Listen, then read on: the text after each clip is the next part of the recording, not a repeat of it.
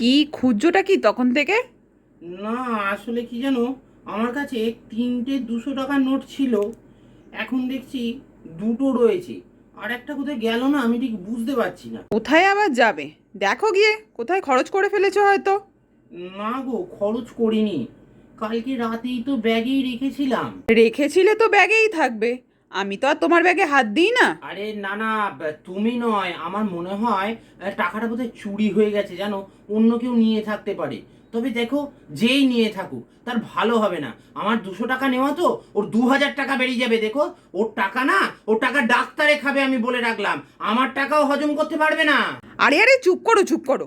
সামান্য 200 টাকার জন্য তুমি লোককে অভিশাপ দিচ্ছ? তা দেবো না? এই নাকি তুমি ভদ্রলোক? সামান্য 200 টাকার জন্য তুমি লোককে সাপ সমান্তর করছো? হুম, চললাম আমি বাপের বাড়ি। থাকো তুমি তোমার 200 টাকা নিয়ে।